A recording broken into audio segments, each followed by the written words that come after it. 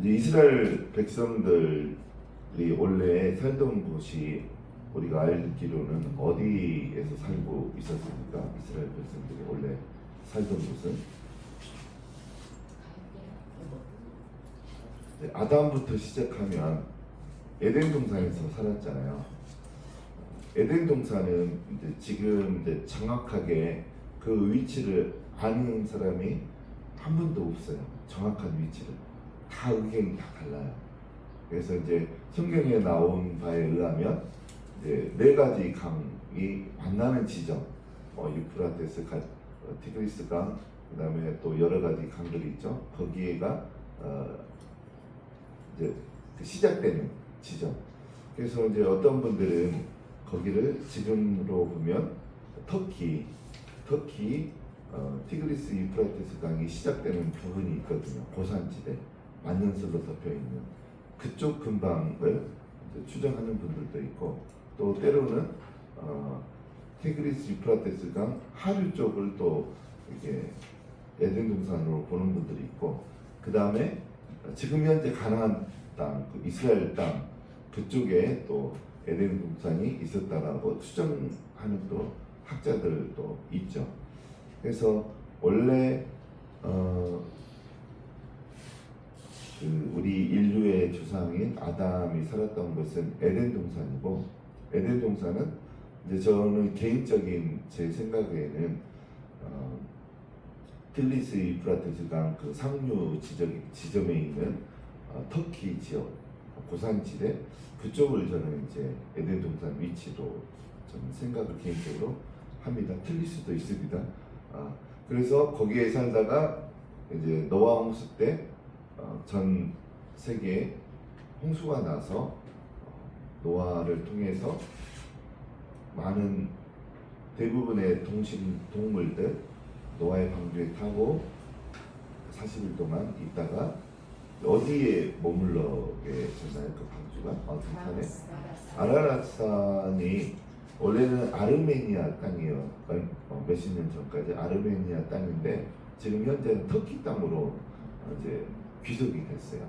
그래서 저는 아직 아라랏산을 가보지는 않았지만 그 주변에 노아의 방주 지금 한번 예전에 보여드렸죠.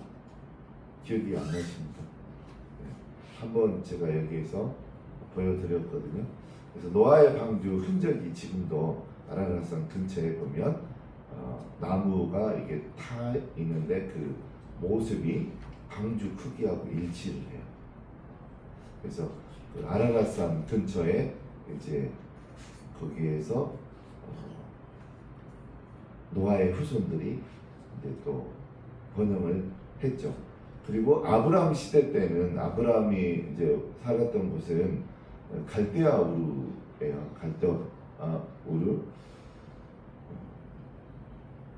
갈대아 우르 땅은 여러분들은 혹시 그 구글 지도나 이런 데서 갈대아 우르가 어디인가 한번 보신 적 있으십니까? 지금은 이라크 지역이에요. 이라크 지역에 보면 이제 옛날 사람들이 살았던 곳을 보통 텔 우르 뭐 그렇게 이야기를 해요. 텔 예루살렘, 텔 하란도 보면 지금 터키 사람들이 사는 동네가 있고 아브라함과 그 아버지 테라가 살았던 옛날 도시 거기를 텔 하란이라고 해서 이제 문화재로 이제 보호하는 그런 일들을 하고 있죠. 그래서 텔 하란에 가면 옛날 사람들이 살았던 집터도 있고 또 뭐 그 가운데 뭐 제사를 지냈던 제사터도 있고 그렇게 되어 있어요. 그래서 아브라함 시대 때는 원래는 그 유프라테스 강 유역에 있는 갈대아 우르에서 살았죠. 근데 이제 창세기 12장에 보면 아브라함에게 하나님께서 나타나서 내가 지시할 땅으로 너는 가라. 너의 고향과 친척 아비의 집을 떠나서 내가 지시할 땅으로 가라. 라고 이제 창세기 12장에 하나님의 그 지시함을 받고 이제 어디로 가라는 말도 못 듣고 지시할 땅으로 가라라는 소리를 듣고 움직였죠.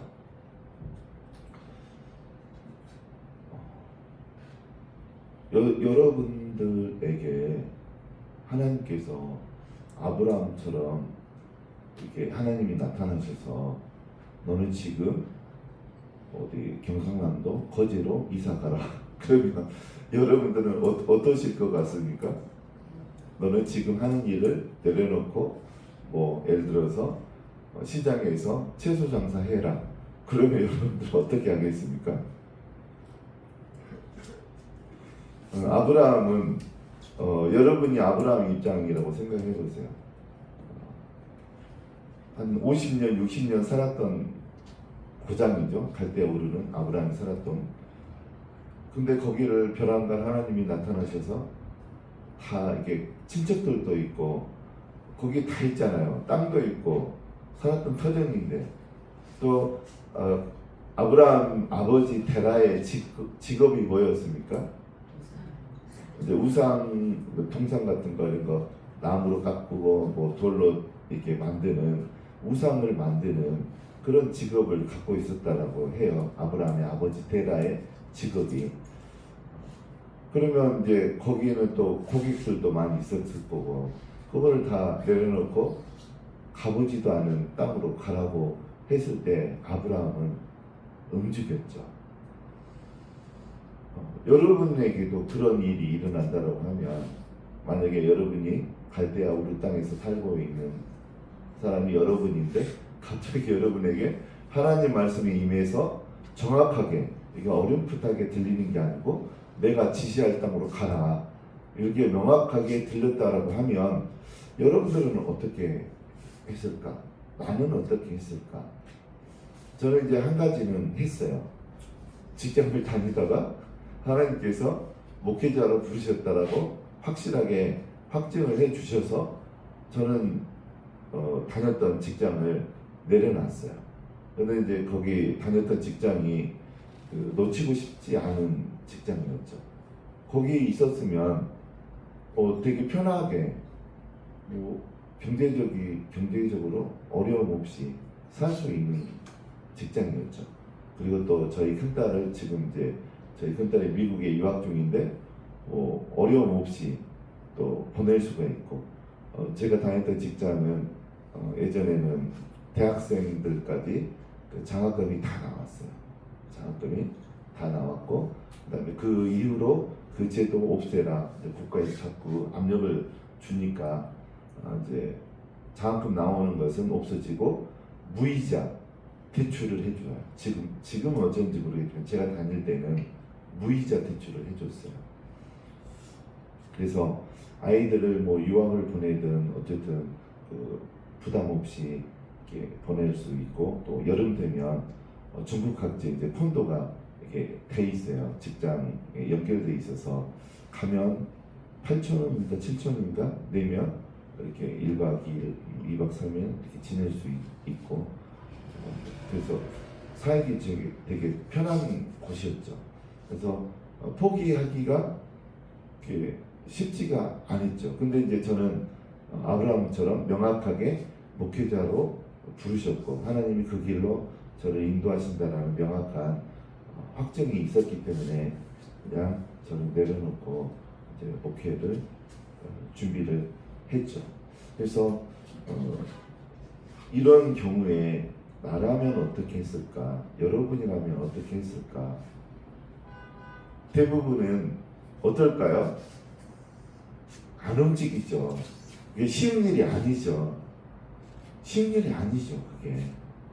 근데 하나님께서 쓰시는 사람들은 음성을 듣고 가게 돼 있어요.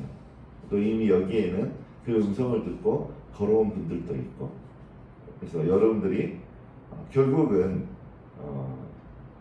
인생 몇십 년 사는데 좀 불편하게 사느냐, 편하게 사느냐 그 차이예요. 근데 영적으로 하나님의 음성을 듣고 살아가는 인생 가운데는 하나님의 놀라우신 기적과 은혜가 임하죠.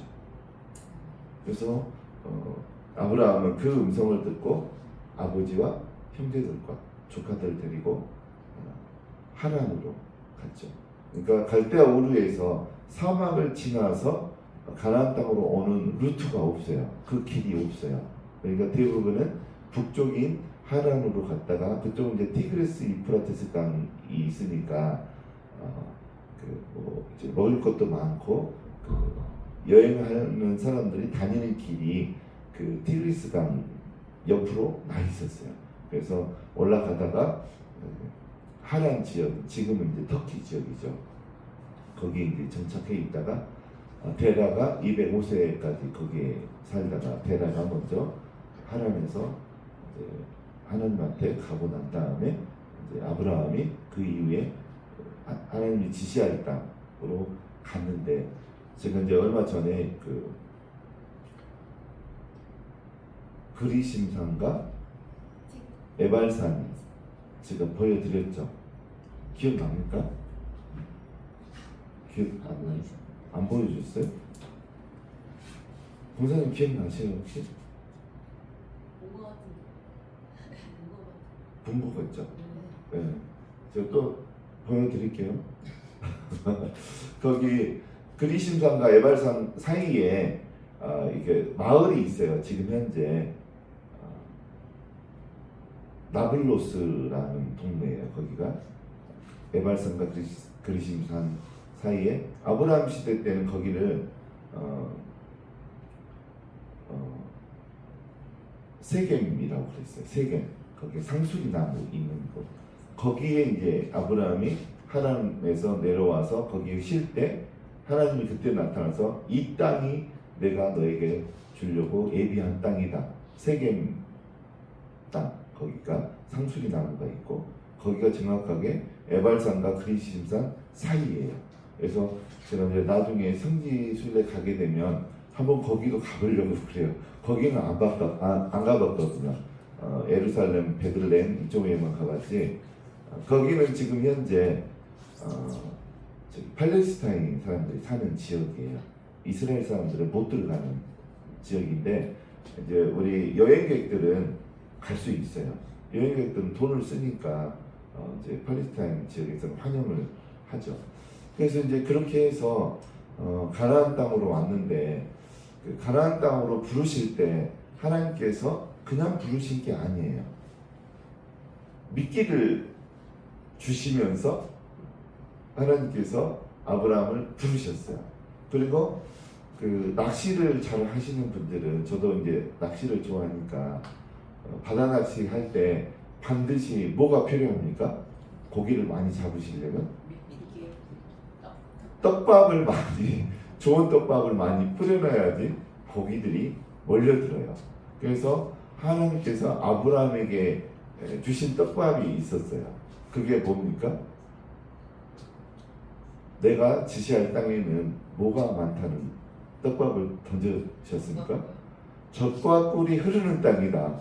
젖과 꿀이 많은 땅이다도 아니고 흐르는 땅이다. 강처럼 흐르는 땅이다. 얼마나 이게 매력적입니까? 가고 싶고. 그래서 하나님께서는 아브라함에게 또 그 아들 이삭과 야곱에게 계속 젖과 꿀이 흐르는 땅이다. 그 다음에 이제 야곱 시대 때 가나안 땅에 이제 기근이 들었죠. 기근이. 그래서 많은 사람들이 애굽 사람들이 살고 있는 애굽 땅에 가서 양식을 구하죠. 그게 이제 창세기 41장 56절 57절에 나옵니다. 창세기 41장 56, 57절에 읽어보겠습니다. 온 지면에 기근이 있으니 요셉이 모든 창고를 열고 애굽 백성에게 말세 애굽 땅에 기근이 심하니 각국 백성도 양식을 사려고 애굽으로 들어와 요셉에게 이르렀으니 기근이 온 세상에 심하였더라. 요셉 시대 때 벌써 그 주변 국가에는 가뭄이 몇 년 이상, 애굽 땅에도 7년이 있었죠. 가뭄이. 그런데 이제 애굽 땅에는 요셉을 통해서 미리 그 전에 있었던 7년에 풍년이 들었을 때 곡식을 창고에 저장을 해놨던 상태였기 때문에 7년간 가뭄이 들었을 때 이제 주변 국가들은 먹을 게 이제 없어진 거죠. 그래서 살기 위해서 애굽 땅에 소문을 듣고, 애굽 땅에는 창고에 곡식이 가득하더라. 소문을 듣고 사러 온 거죠. 그래서 이때 이제 사러 왔죠. 왔을 때 이제 출애굽기 3장 8절을 한번 우리가 읽어볼 필요가 있어요. 이렇게 있습니다. 내가 내려가서 그들을 애굽인의 손에서 건져내고 그들을 그 땅에서 인도하여 아름답고 광대한 땅, 젖과 꿀이 흐르는 땅, 곧 가나안 족속, 족속, 아모리 족속, 브리스 족속, 히위 족속, 여부스 족속의 지방을 가려하노라. 이제 모세가 애굽에 있을 때 하나님이 모세에게 나타나서 이제 젖과 꿀이 흐르는 땅으로 이스라엘 백성들을 데려가려고 한다라는 말을 이제 미리 들었죠. 그래서 여기에서도 보면 가나안 땅이 젖과 꿀이 흐르는 땅으로 묘사가 되어 있어요. 그래서 오늘은 이 부분에 대해서 좀 집중해서 제가 여러분에게 이야기를 드리려고 그래요.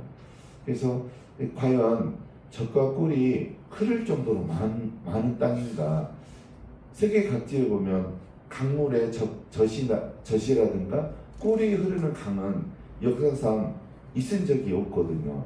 전쟁을 통해서 사람이 죽을 때 강에 그 사람의 피가 강처럼 흘렀다는 그런 기록이나 역사의 기록은 있지만 젖과 꿀이 강처럼 흘렀다라는 기록이 세계 역사에 있어 본 적이 없어요. 그래서 그러면 이게 무슨 뜻인가 한번 살펴보도록 하겠습니다. 성경에서 지금 젖과 꿀이 흐른다고 할 때 젖은 할라브라는 히브리어를 써요. 할라브. 그래서 양이나 솥에서 짠 젖을 의미하죠. 근데 할라브는 또 어떤 의미가 있냐면 그 젖을 많이 이렇게 젖게 되면 어떤 현상이 벌어집니까? 두 분은 잘 아시죠? 젖을 막 젖으면 막대기나 뭐 국자 같은 걸 막 젖으면 어떻게 됩니까? 엉겨요. 이제 고체화가 더 단단해지게 되는 거죠. 액체가 고체화로 변하게 되죠. 그래서 그 엉긴 젖을 할라브라고 그래요. 할라브. 엉긴 젖. 그래서 그것도 좀 놔두면 자연 상태에서 놔두면 우유가 처음에는 고소하고 그러는데 이게 어떤 맛이 가미가 됩니까? 시큼한 몽골에 가면 그 시큼한 젖을 준대요. 저는 안 먹어봤어요. 혹시 드셔보셨어요? 그게 이제 입맛에 맞는 사람도 있지만 입맛에 안 맞는 사람도 있나 봐요. 시큼한 우유, 할라브가 그걸 또 의미해요. 엉긴 젖, 신우유.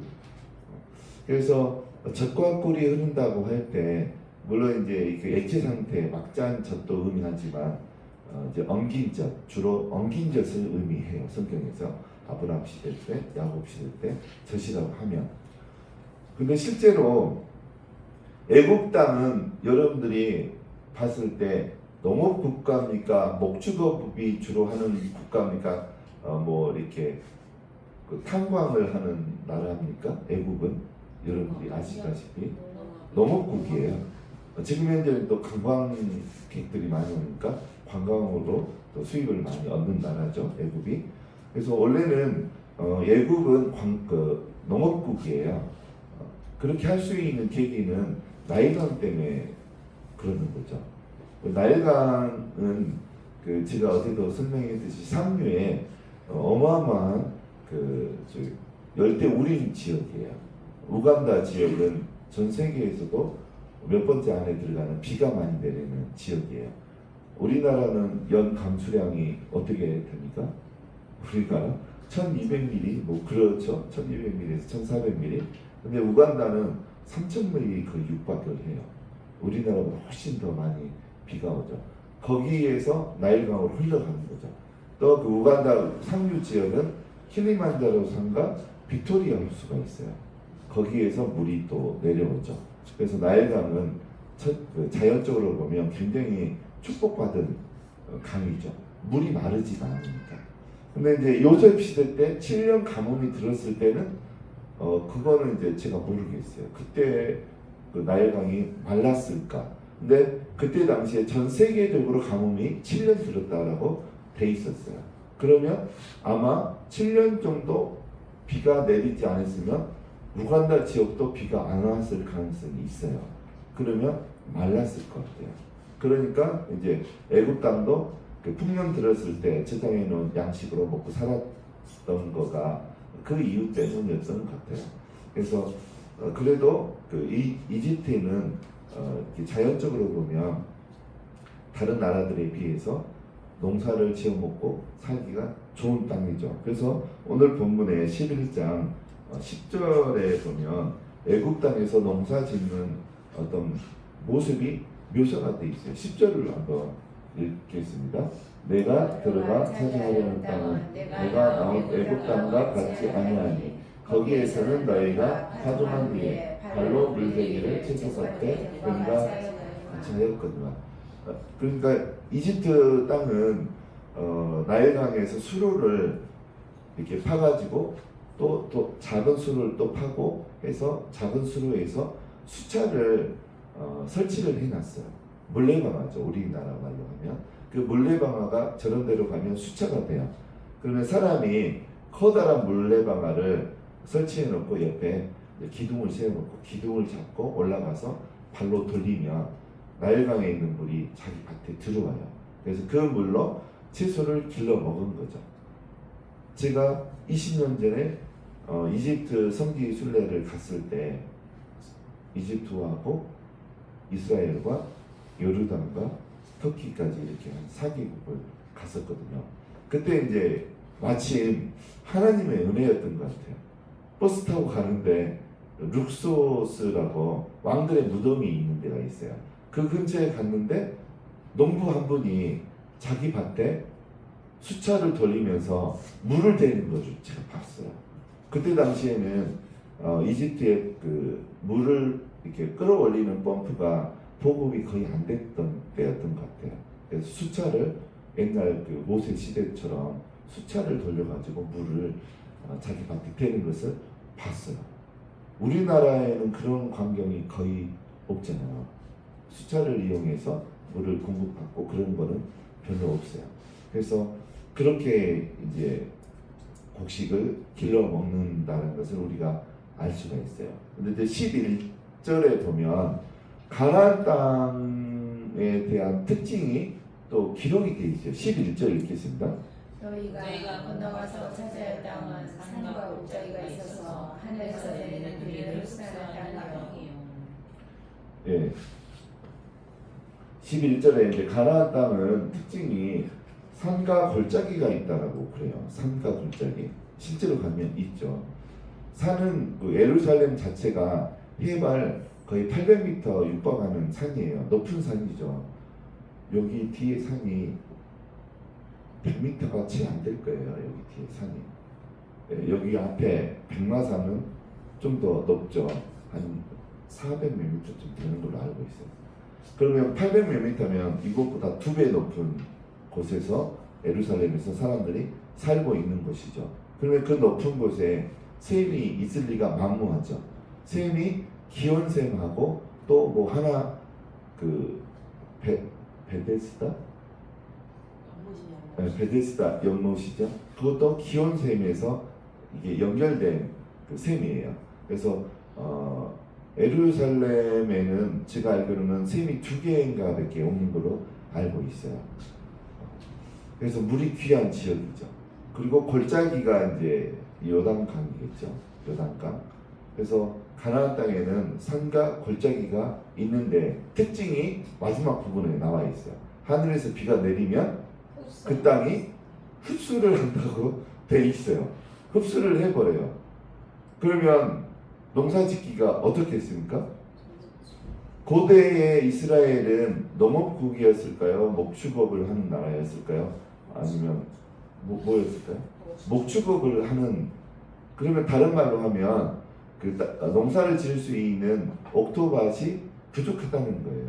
물이 부족한 국가라는 소리예요. 목축업을 한다는 것은. 그리고 갈대아 우르 땅, 아브라함이 살던 곳은 무슨 나라일까요? 농업국이에요. 거기도.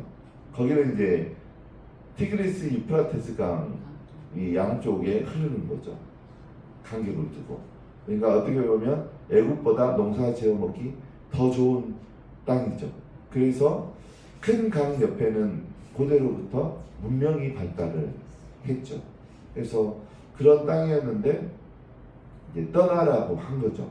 그러면 여기에서도 보면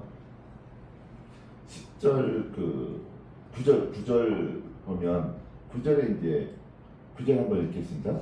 또 여호와께서 너희의 조상들에게 맹세하여 그들과 그들의 후손에게 주리라고 하신 땅 곧 젖과 꿀이 흐르는 땅에서 너희의 알이 장구하리라. 이제 또 모세에게 하나님께서 뭐를 던져요? 밑밥을 또 던지는 거죠. 얼른 나와라. 그 땅은 젖과 꿀이 흐르는 땅이다. 이제 그러면서 또 불러내시는 거죠. 그러면 진짜로 젖과 꿀이 흘렀나? 우리가 그것을 좀 살펴봐야 돼요. 그래서 이제 보도록 하겠습니다.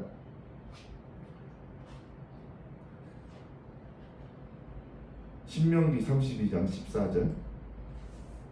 신명기 32장 14절. 소의 엉긴 젖과 양의 젖과 어린 양의 기름과 바산에서 난 숫양과 염소와 지극히 아름다운 밀을 먹으시며 또 포도주에 술을 마시게 하셨도다. 여기에 보면 가나안 땅에 대한 묘사거든요. 여기서도 기록이 된 것처럼 소의 엉긴 젖이 기록이 되어 있어요. 가나안 땅에는 이렇게 젖이 난다라는 거죠. 그 다음에 요엘서 3장 18절 볼까요? 요엘서 3장 그날에 산들이 단포기를 떨어뜨릴 것이며 작은 산들이 젖을 흘릴 것이며 이다 모든 시내가 물을 흘릴 것이며 여호와의 성전에서 샘이 흘러 나와서 씻긴 골짜기에 되리라. 여기에 보면 작은 산들이 젖을 흘릴 것이며 여기 가나안 땅을 또 묘사하고 있어요. 그렇게 이제 젖에 대해서 기록이 되어 있죠. 실제로 가나안 땅에 주요 특산품이 있어요. 가나안 땅에 주요 특산품이 몇 가지가 있습니다. 제일 먼저 뭐가 있을까요? 거기에는 예루살렘에 가면 겟세마네 동산이 지금도 있어요. 가면 나무들이 이렇게 심어져 있어요. 뭡니까? 올리브당, 올리브 기름이 주요 특산품이에요. 그 다음에 젖과 꿀이 주요 특산품이고 또 유향, 몰약 이런 거는 비가 많이 오지 않는 곳에서 나는 것들이죠. 이제 그런 작물들이 주요 특산품이에요. 젖과 꿀도 주요 특산품이에요. 지금 이제 젖에 대해서 봤는데 꿀이 또 많이 나는 지역이었어요. 신명기 8장 8절.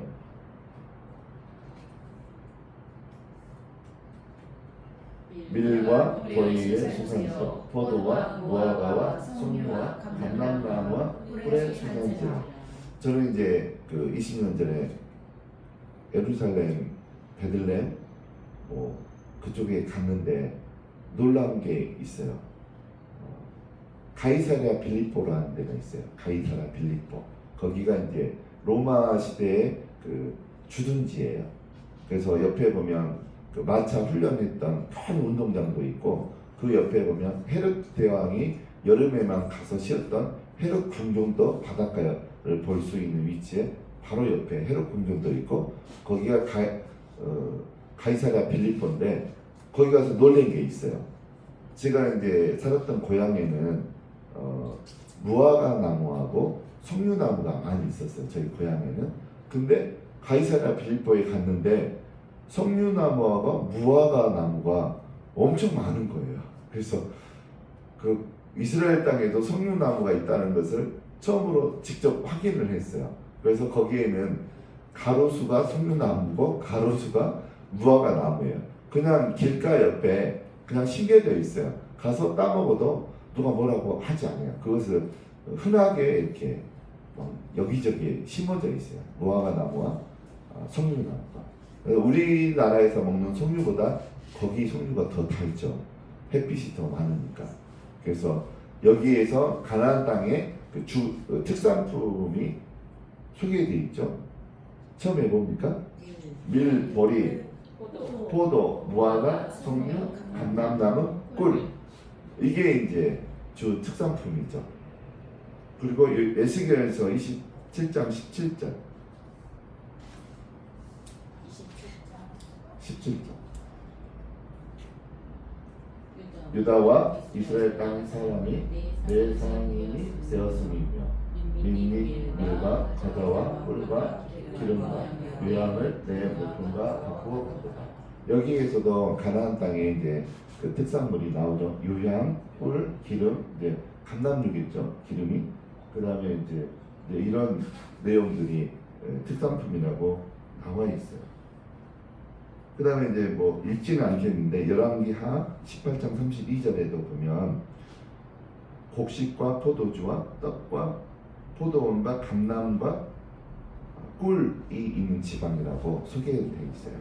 이거를 누가 이야기하냐면 아람 나라의 군대 장관이 이제 이스라엘을 모욕하기 위해서 우리 땅에도 있는데 너희들이 우리 땅으로 이주해 오면 너희 땅에 있었던 이런 것들이 우리 땅에도 있다. 그래서 와라. 항복하고 와라. 이제 이렇게 모욕하기 위해서 아람 군대장이 이렇게 소개를 하는 내용 중에 이 가나안 땅에 감람과 꿀과 포도주가 많았다는 것을 이제 기록이 되어 있어요. 그리고 창세기 43장 11절을 한번 읽어볼까요? 이제 이건 어떤 대목이냐면 이 가나안 지역에 야곱 시대 때 가뭄이 들어서 애굽으로 곡식을 좀 구해 오라고 아들들 11아들에게 보낼 때 그냥 보낸 게 아니고 값비싼 것을 손에 쥐어주고 이것과 바꿔와라. 이제 그렇게 야곱이 이야기할 때 나오는 대목이에요. 읽겠습니다. 그들의 아버지 이스라엘이 그들에게 이르되 그러할진대 이렇게 하라. 너희는 이 땅의 아름다운 소산을 그릇에 담아가지고 내려가서 그 사람에게 애물로 드릴지니 곧 유향 조금과 꿀 조금과 향품과 몰약과 유향나무 열매와 간복숭아이니라. 여기 나오죠. 가나안 땅에 소산물이 유향도 있고 꿀도 있고 향품, 몰약, 유향, 나무 열매, 간복숭아. 이제 이런 것들을 요셉에게 갖다 주고 곡식을 좀 사와라. 이제 이렇게 야곱의 이야기에서도 젖과 꿀이 있다는 것을 알 수 있어요. 꿀이 있었던 거죠. 그 다음에 이제 또 찾아보진 않겠지만 사사기 14장 8절에 보면 삼손이 저녁에 이제 어두울 때 그 사자의 뼈에서 뭐가 손을 찍어 먹어보니까 달아서 그걸 먹었죠. 그래서 그거를 이제 그 블레스 사람들에게 수수께끼를 냈죠. 그때 이제 꿀이 그 죽은 사자에서 뼈에서 이제 벌이 꿀을 지어서 꿀을 먹었던 기록이 나오죠. 그 다음에 사무엘상 14장 25절에도 보면 다윗이 꿀을 먹었다는 기록이 있고, 그 다음에 신명기 32장 13절에서 보면 반석에서 꿀을 빨게 했다라는 내용이 나오고, 또 시편 81편 16절에도 반석에서 꿀이 나왔다라는 표현이 있어요. 그 다음에 사무엘상 14장 26절은 찾아볼까요? 사무엘상 14장 26절 26 읽겠습니다. 백성이 숲으로 들어갈 때 꿀이 흐르는 것을 보고도 그들이 맹세하여 들어와 손을 입에 대는 자가 없었으나. 이제 요나단과 그 밑에 부하들이 블레셋에 쳐들어가서 사람들을 죽이고 이제 도망쳐 나왔는데 이제 숲을 지나다가 보니까 여기 보면 꿀이 숲으로 들어갈 때 꿀이 흘렀다라고 이렇게 묘사가 되어 있어요.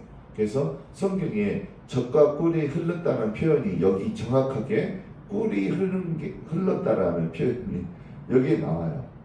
그래서 젖과 꿀이 흐르는 땅은 맞기는 맞는 거예요. 꿀이 흘렀다는 표현이 기록이 되어 있으니까. 그 다음에 또 욥기서 20장 17절에 보면 여기에는 이제 꿀이 흐르는 내용이 나오고 여기서 20장 17절에 보겠습니다. 그는 강 곧 꿀과 엉긴 젖이 흐르는 강을 보지 못할 것이요. 여기 이제 표현 중에 엉긴 젖이 아까 그 이야기한 그 젖이죠. 엉긴 젖과 꿀이 흐르는 강을 이제 보지 못할 것이다라는 표현이 이렇게 기록이 되어 있어요. 그래서 이제 모세에게 하나님께서 출애굽을 시키라고 명령을 하실 때 그 너희가 가야 될 땅은 너희의 조상에게 약속했던 것처럼 젖과 꿀이 흐르는 땅이다 라고 이야기하면서 모세를 불러냈거든요. 그러면 정말로 젖과 꿀이 흐르는 게 우리에게 있어서 우리가 어떻게 이것을 해석을 해야 되나, 그래서 그 부분을 이야기를 하려고 그래요. 근데 어제 제가 이야기했던 부분은 이 부분이죠. 하나님이 왜 애굽 땅과 갈대아 우르 땅에서 불러냈을까? 가나안 땅으로. 실제로 우리가 살기에는 애굽 땅과 갈대아 우르 땅이 더 살기가 더 좋아요. 왜 그러냐면 가뭄이 들어도 뭐 이렇게 예를 들어서 요셉 시대처럼 7년씩 전 세계적으로 가뭄이 들으면 나일강도 어쩔 수 없죠. 마르죠. 근데 그렇게 가뭄이 들지는 않죠. 보통 하나님께서 역사하시려다 보니까 그러는 거죠. 그러니까 하나님께서 하시려고 하면 모든 게 차단이 될 때가 있어요. 우리에게 공급되어지는 것들이 모든 게 차단이 되어질 때는 하나님이 하시는구나 우리가 눈치를 채셔야 돼요. 그때는 숫자를 돌려도 물이 없죠. 그때는. 근데 그렇지 않는 일반적인 상황에서는 애굽과 갈대아 땅에서는 숫자만 돌려도 먹고 살 수 있는 땅이에요. 근데 가나안 땅은 비가 내리기는 내리는데 땅이 그냥 그 즉시로 다 흡수해 버려요. 그러니까 농사 짓기에는 적합하지도 않고, 또 여러분들이 이스라엘 땅 가보면 아시겠지만 요단강 근처에만 이렇게 좋은 흙들이 많죠. 베들레헴, 예루살렘 그쪽은 다 돌산이에요. 돌산. 흙이 별로 없어요. 그래서 그냥 산에서 나는 풀에 그 양들, 소들 먹일 수 있는 풀만 소량으로 나는 곳이죠. 그래서 제 자연 환경적으로 보면 애굽 땅과 갈대아 땅이 살기가 더 좋은 땅이에요. 실은 숫자만 돌리면 가뭄이 들어도 채소를 길러 먹고 살 수 있는 땅, 농사 지을 수 있는 땅이에요. 근데 하나님께서 그렇게 좋은 땅인데 왜 굳이 비가 내려도 그냥 바로 흡수해버리고 살기에 더 어려운 땅, 물론 이제 젖과 꿀이 있기는 해요. 꿀은 어떻게 보면 꿀만 먹고 살 수는 없잖아요. 주식이 될 수는 없잖아요. 젖은 어떻게 보면 주식이 될 수가 있죠. 그래도 보리와 밀이 있어야지 그게 주식이 되는 거죠. 그걸 가루로 내서 그거를 뭐 죽을 끓여 먹든지 뜨거운 프라이팬에 붙여서 그 중동 지역은 그게 주식이잖아요. 그걸로 떡을 만들어 먹고. 근데 젖이 주식이 될 수 있나 모르겠어요. 젖만 먹고 살 수, 혹시 몽골에서 그랬을까? 그러니까 젖도 주식은 아니라고 저는 봐요. 밀과 보리가 주식이지, 전 세계적으로 봤을 때. 그래서 젖과 꿀은 주식이 될 수가 없는데 왜 그런 표현을 했을까? 그래서 자연적으로 보면 가나안 땅은 살기가 어려운 땅인데 왜 부르셨을까? 저는 그거 가지고 고민을 했었어요. 근데 여기 11절에 답이 나와 있는 거죠. 11절, 12절에 보면 본문에 12절 한번 읽겠습니다. 내 하나님 여호와께서 돌보아 주시는 땅이라. 연초부터 양말까지 내 하나님 여호와의 눈이 항상 그 위에 있느니라. 이게 자연적으로 애굽 땅과 갈대아 우르 땅은 하나님 쳐다보지 않아도 먹고 살 수 있는 땅이에요. 한마디로 말하면 영적으로 보면 하나님 없이 살 수 있는 땅인 거죠. 영적으로 보면 어떤 땅입니까? 그런 땅은 저주받은 땅이죠. 영적으로 보면, 자연적으로 보면, 환경을 보면 엄청 좋은 땅인데 영적으로 보면 완전히 나쁜 땅인 거죠. 하나님하고 상관없이 살 수 있는 땅인 거죠. 그러니까 어떻게 보면 여러분들 재정적으로 너무 풍족한 것을 너무 많이 기도도 하지 마세요. 물론 이제 여러분이 뜻한 바가 있어서 하나님이 많은 재정을 주면 내가 선교하고 교회에 성장하는데 많이 쓰겠습니다. 그래서 많이 구하는 것은 구해도 되죠. 그런데 내 가족과 내 자식이 잘 먹고 잘 살기 위해서 많이 구할 필요는 없다는 거예요. 적당하게 있으면 돼요. 많이 있으면 사람들이 다른 생각을 해요. 특히 신앙에 있는 사람들도 특히 남자들은 돈이 많으면 어떤 일이 많이 벌어지는지 아세요? 우리 할아버지만 보면 알아요. 우리 할아버지가 재정적으로 풍성했어요. 우리 할아버지 아버지가 또 한의사였기 때문에 물려받은 게 많아요. 또 할아버지 자체가 그 일제시대 때 공무원이었어요. 그러니까 얼마나 여기저기에서 돈을 많이 받았겠어요.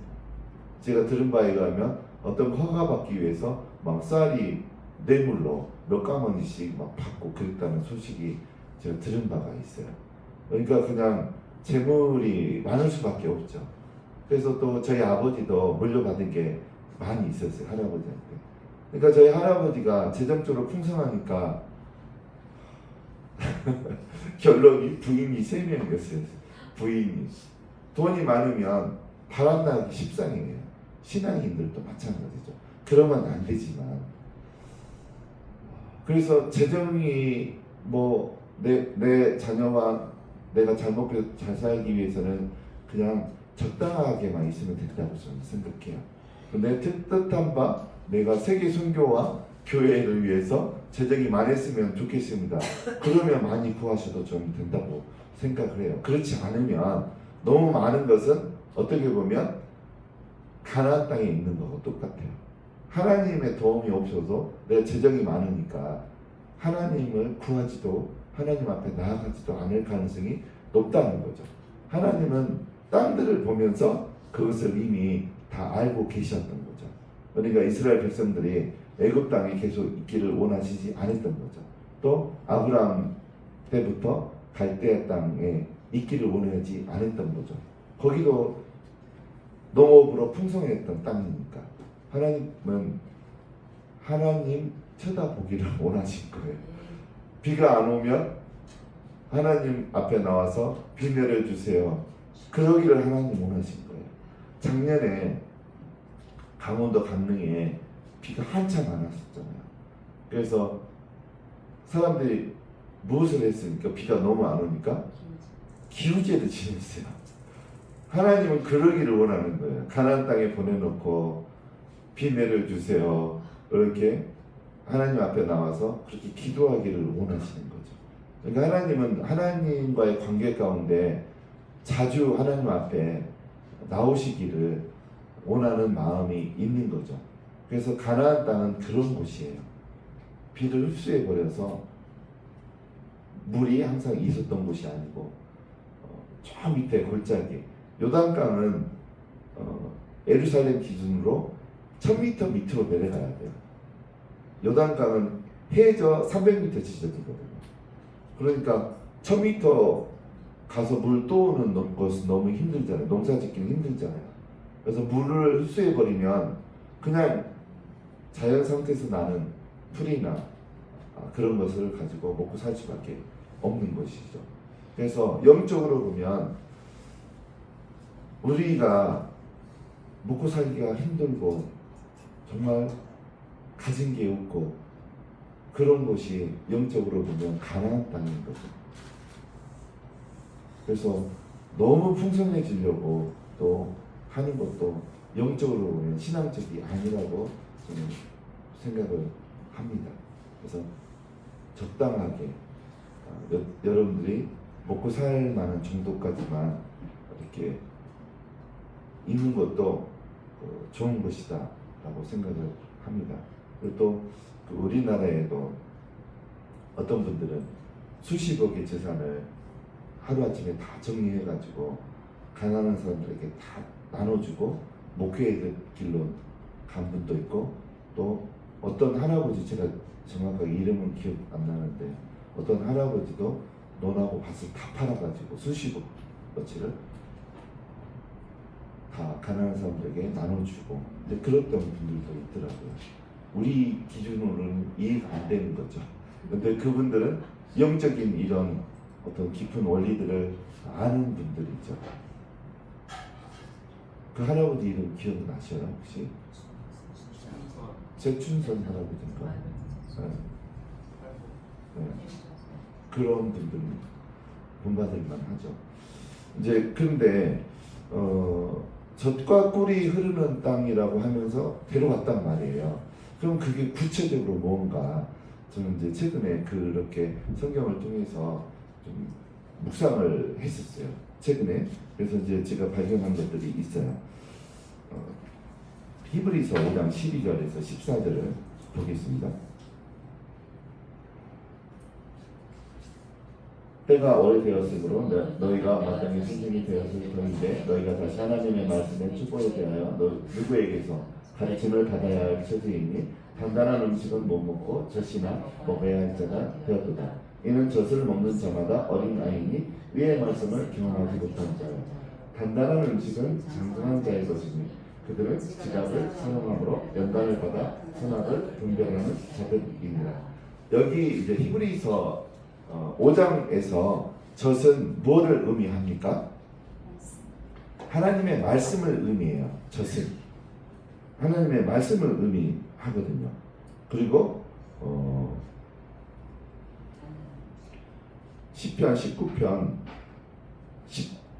10절 볼까요? 시편 19편 10절 곧 많은 순금보다 더 사모할 것이며 꿀과 송이꿀보다 더 달도다. 송이꿀보다 더 달다는 거예요. 뭐가 더 달냐면 7절에 보면 여호와의 율법이 꿀송이보다 더 달다는 거예요. 여러분들 하나님의 말씀이 꿀송이보다 더 단 것을 경험해 보셨나요, 여러분들? 거기까지 가셔야 돼요. 어떤 분에게는 술이 달겠지만 하나님의 말씀이 꿀송이보다 더 달 때가 있어요. 저는 그런 걸 많이 경험했어요. 저는 술을 먹으면 쓰더라고요. 제 입맛에 안 맞죠. 근데 어떤 분은 술이 단 분이 있어요. 집사님 그럴까요? 저는 거기까지 안 가봐가지고. 그 다음에 시편 119편 103절을 봤고요. 네, 103절. 주의 말씀의 맛이 내게 어찌 그리 단지요 내 입에 꿀보다 더 단이이다. 하나님의 말씀이 진짜 달아요. 여러분들 꼭 경험해 보시기 바랍니다. 경험해 본 사람은 알아요. 꿀맛을 아는 사람은 저녁에도 일어나서 손가락으로 찍어 먹고 그런 것처럼 말씀의 맛을 아는 사람들은 막 8시간씩 7시간씩 말씀을 봐도 허기지는 거예요. 너무 다니까. 저는 그래 본 적이 많아요. 여러분들도 그러게 되기를 주님의 이름으로 축원드립니다. 그 다음에 잠언 24장 13절 14절에도 13절만 읽겠습니다.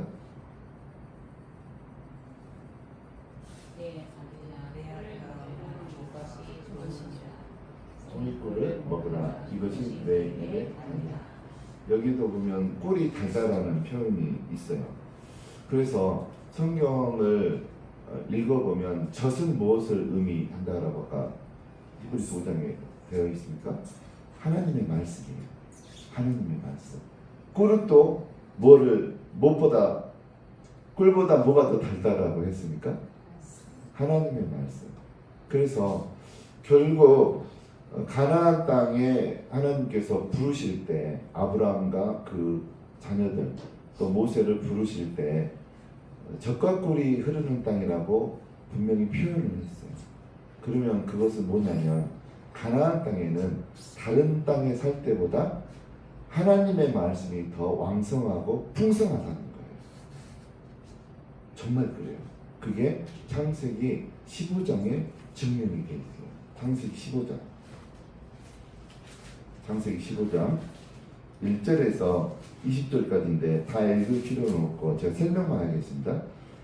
이제 지시할 땅으로 가라 그래가지고 아브라함이 세겜 땅에 진짜 왔어요. 거기서 피곤해가지고 잠깐 졸았는데 환상 가운데 하나님이 임하셨어요. 1절만 읽겠습니다.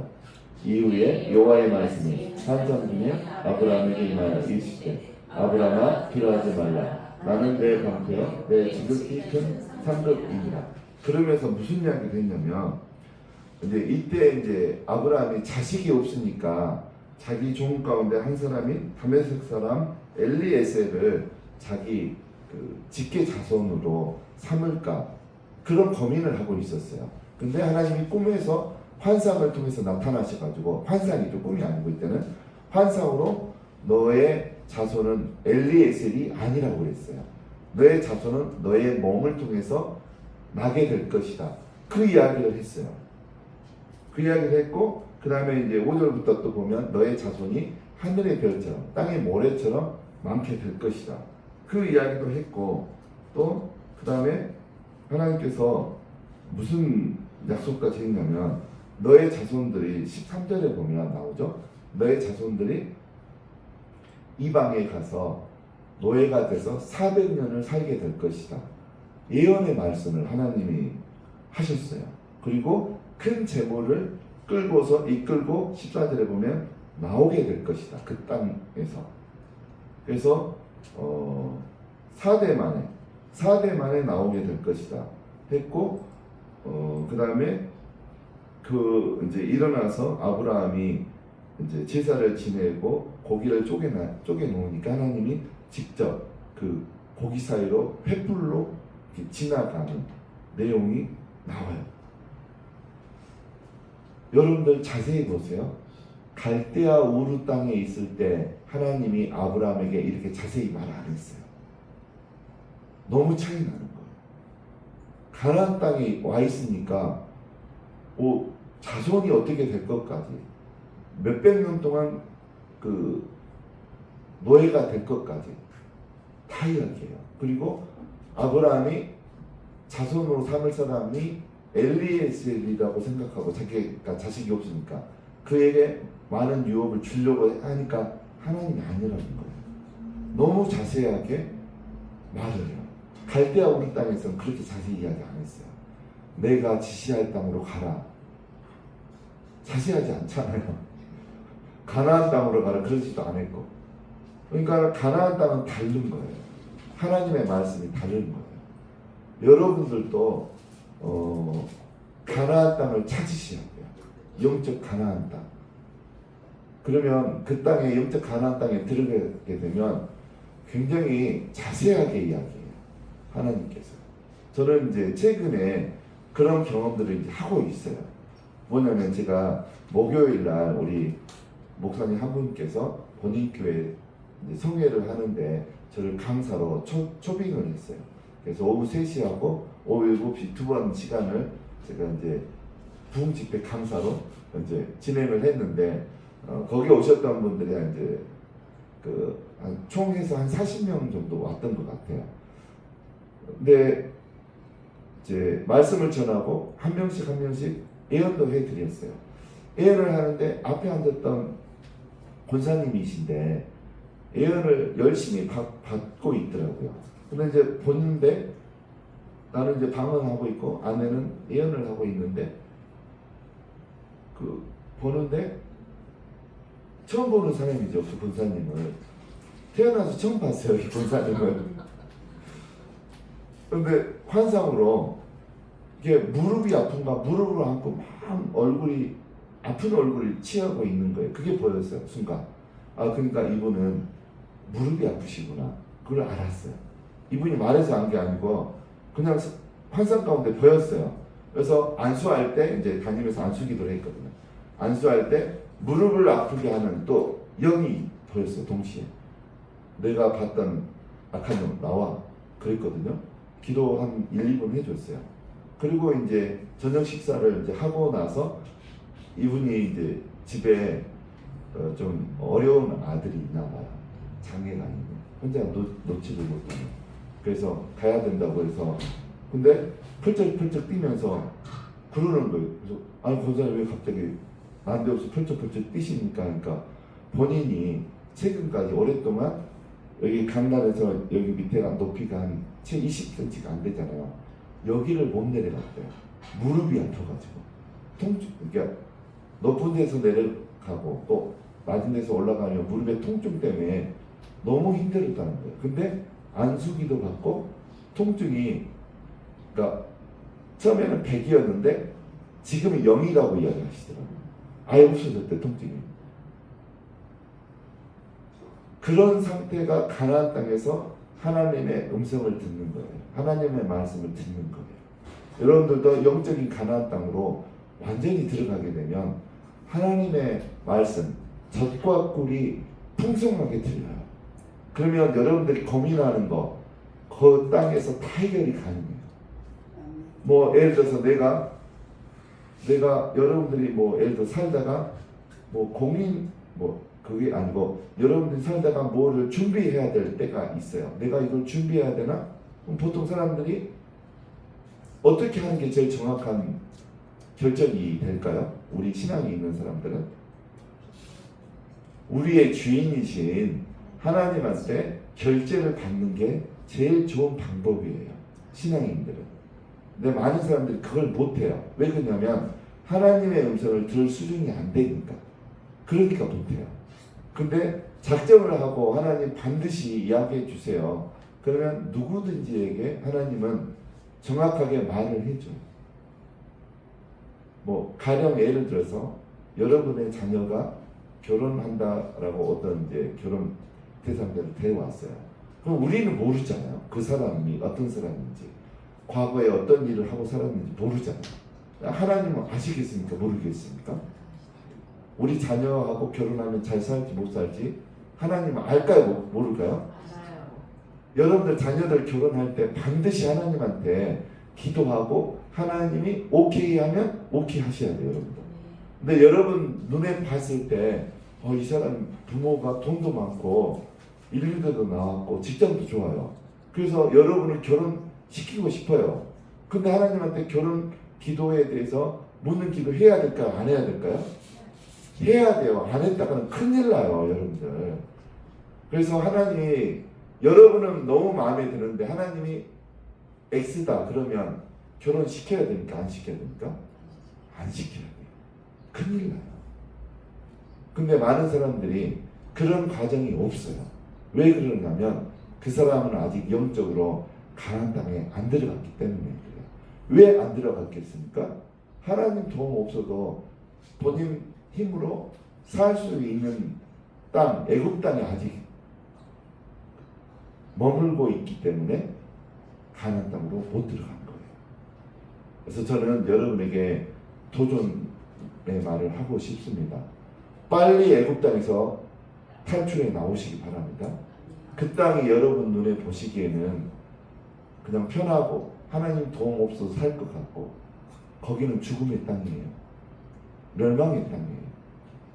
지옥으로 가는 땅이에요. 그래서 빨리 가나안 땅으로 나오시되 영적으로 하나님의 말씀이 풍성한 그 지점까지 들어가셔야 돼요. 그러면 말씀이 굉장히 많이 들려오고 구체적으로 들려와요. 아브라함도 창세기 12장 때는 구체적으로 들리질 않았어요. 근데 15장에 가니까 세겜 땅에 이제 들어오니까 구체적으로 400년 동안 노예가 될 거고 그 다음에 너의 자손, 너의 유업을 물을 자, 너의 자식은 엘리에셀이 아니다. 너의 몸에서 날 씨로 말미암아 내가 유업을 얻게 하겠다, 있게 하겠다. 구체적으로 이야기 하나님께서 더 풍성해져요. 그래서 여러분들은 영적 가나안 땅에 젖과 꿀이 흐르는 곳에 들어가시기 바랍니다. 네. 어떻게 하면 그렇게 들어갑니까? 사모함이 있어야 돼요. 하나님을 사모함이. 하나님 도와주지 않으면 나는 망합니다. 말씀해 주세요. 내가 들을 수 있도록 성경을 통해서 말씀해 주시고 꿈을 통해서도 말씀해 주시고 아브라함처럼 환상을 통해서도 이야기해 주세요. 지금 시대에도 하나님은 환상을 통해서 역사를 해요. 제가 목요일날 그 권사님 하나님 고치셨죠. 그렇게 됐던 거는 예언할 때 환상으로 보였어요. 그래서 그냥 안수하면서 그거 쫓아냈어요. 그 통증 오게 했던 그 존재를. 그러니까 바로 그 자리에서 났잖아요. 지금도 그런 일들이 있습니다. 그래서 여러분들은 하나님의 말씀을 사모하시기 바랍니다. 하나님은 말씀으로 하나님의 역사를 다 이루어 가세요. 여러분에게 지시할 때도 말씀으로 지시하시고, 여러분에게 중요한 결정을 할 때도 말씀으로 여러분들이 알아먹게 말씀으로 하시라. 그래서 여러분들 무엇보다 젖과 꿀을 사모하시기 바랍니다. 다른 말로 하면 하나님의 율법, 말씀, 성경 말씀, 꿈이나 환상을 통해서 말씀하시는, 지금도 말씀하시는 살아계신 하나님의 음성, 말씀을 사모하시기 바랍니다. 그래서 그게 풍성하게 들려지고 보여지고 그럴 때가 되면 여러분들은 가나안 땅에 깊숙하게 들어온 것이에요. 그래서 얼마나 하나님의 말씀이 단지 그 젖이 영양가가 많은지 여러분들이 몸소 체험하시기 바랍니다. 이제 중요한 결정할 때 하나님께 의지하시기 바랍니다. 이제 제발 여러분들이 하나님 제껴놓고 그냥 결정하면 아직도 애굽 땅과 갈대아 우르 땅에 여러분들이 있는 거예요. 그래서 여러분들이 오늘 신명기 11장 8절부터 12절 말씀을 집에 가서도 다시 한번 묵상을 해보면서 하나님 말씀을 더 사모하시기 바랍니다. 그래서 애굽 땅에서 불러낸 거예요. 하나님께서는 영양가가 풍성하고 꿀보다 더 단 젖을 우리에게 맛보게 하고 싶으신 거예요. 얼마나 그게 좋은 건지, 너무 좋은 거예요. 저는 예전보다 지금이 너무 좋아요. 예전에는 이런 사역을 못했거든요. 근데 말씀이 더 풍성해지니까, 예전에는 성경 읽을 때만 성경으로만 말씀이 왔는데 지금은 그냥 꿈을 통해서도 환상을 통해서 즉각 필요할 때 즉시로 말씀이 오거든요. 그러니까 말씀이 더 풍성해진 거예요. 얼마나 좋아요, 목회를 하는 거예요. 그래서 여러분들도 이런 말씀, 젖과 꿀보다 훨씬 더 좋은 그 말씀을 사모하면서 하나님 앞에 나아가시기 바랍니다. 그리고 여러분이 갖고 있는 중요한 문제, 결정적인 열쇠는 하나님께서 말씀으로 이야기해 주세요. 그 능력의 말씀을 여러분들이 그 손에 쥘 수만 있다면 여러분의 문제는 하루아침에 사라질 수도 있어요. 해결받을 수도 있어요. 그 능력의 말씀을 사모하면서 하나님, 하늘에서 비가 내린 것처럼 하늘에서 그 말씀을, 능력의 말씀을 내 심령 가운데 내려주세요. 기도해보세요. 하나님이 능력의 말씀을 경험하게 해주십니다. 이 말씀 생각하면서 우리가 제가 기도하고 축도하고 난 다음에 잠깐 5분 정도 통성으로 기도하도록 하겠습니다.